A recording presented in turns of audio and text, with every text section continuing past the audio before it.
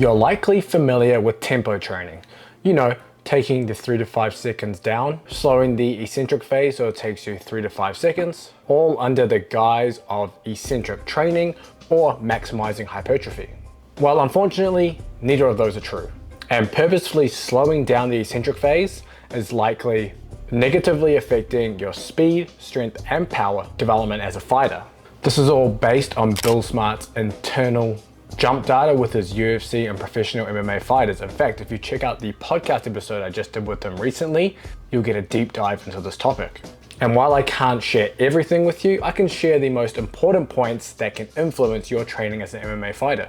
But first, let's address tempo being used as an eccentric training modality. I've got my notes here as usual, but put simply, it's not heavy or fast enough to induce an eccentric overload. Therefore, it cannot be eccentric training because we are stronger during the eccentric actions than any other contraction type. We're talking isometric and we're talking concentric, which means you must use loads that exceed your concentric 1RM. So for example, if you can maximally squat 100 kgs, you need to use loads above 100 kgs so you can't actually stand up with it.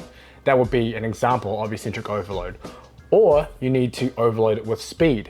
Since the eccentric actions don't fall under the inverse force-velocity relationship, meaning as the loads get heavier, velocity decreases. With the eccentric actions, we can see high velocities and high forces simultaneously. Therefore, if you're doing exercises that involve high speeds with relatively heavy loads, you're also able to overload the eccentric. So let's get back to Bill's findings. There was a trivial, non-significant difference between UFC and professional MMA fighters regarding jump height. So we're going to start there. And it doesn't mean that jump height is not important just because it doesn't separate these two groups of athletes in this particular cohort. Just that this particular measurement didn't differentiate between levels.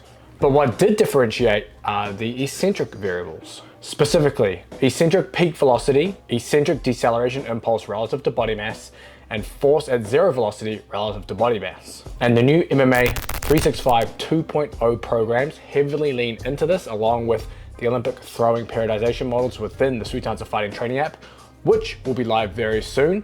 So get your 7-day free trial below. This is the second year of MMA programming in there. And of course, the free MMA strength conditioning blueprint is down in the description too. But let me break down what I just said earlier so it's easy to understand, because that can just be a mouthful.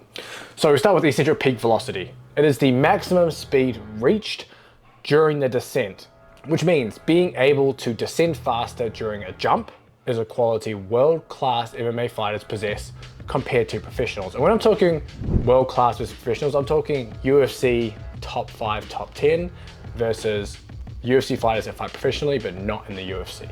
Just to make that clear. We're talking an effect size of negative 1.448, we'll just call it 1.45.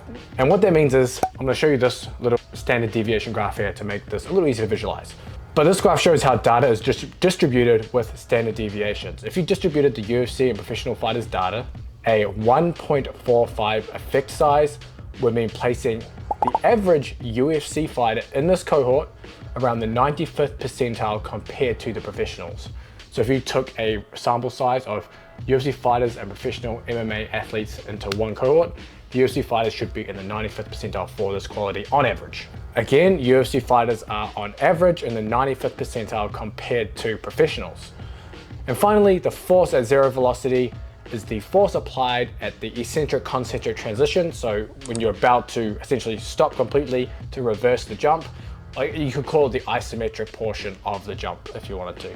While this effect isn't as large, it still places UFC fighters on average in the 70th percentile compared to professionals.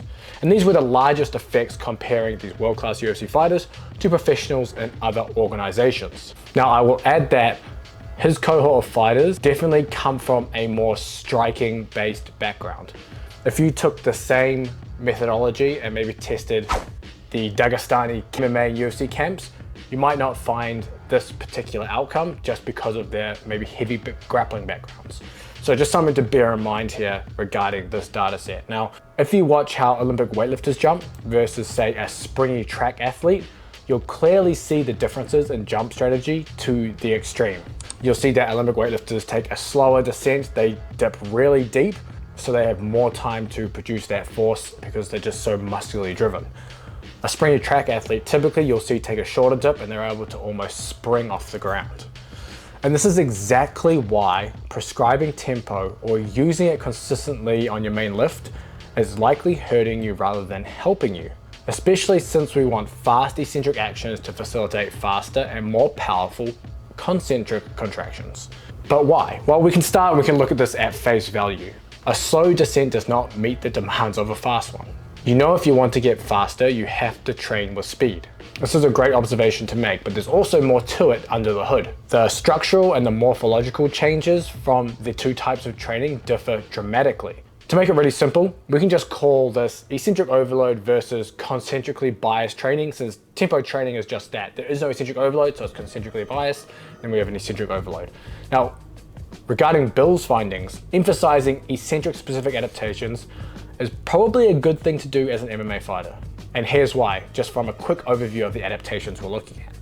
We're looking at increased muscle fascicle length. Talked about this at length on the channel on various podcasts. You want to add blocks of muscle fibers or muscle fascicles in a row. The more of these blocks or sarcomeres are in a row, the faster the contractile velocity of the muscle, and therefore you're able to produce more power. We see a decrease in pennation angle. So instead of muscle fibers being further away from the line of force or pull of the muscle, they get closer or more parallel to that line of pull, again increasing the speed of contraction.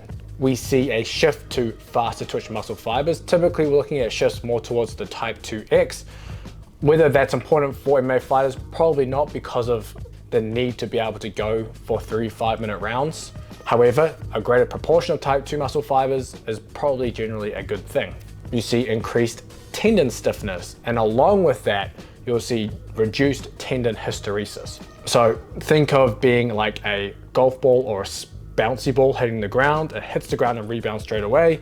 A tendon that is more compliant will hit the ground and mush and lose a lot of that elastic energy as heat, and you won't be able to use that energy to help propel that concentric phase. Tendon hysteresis is just a fancy word for being able to store and use that elastic energy efficiently.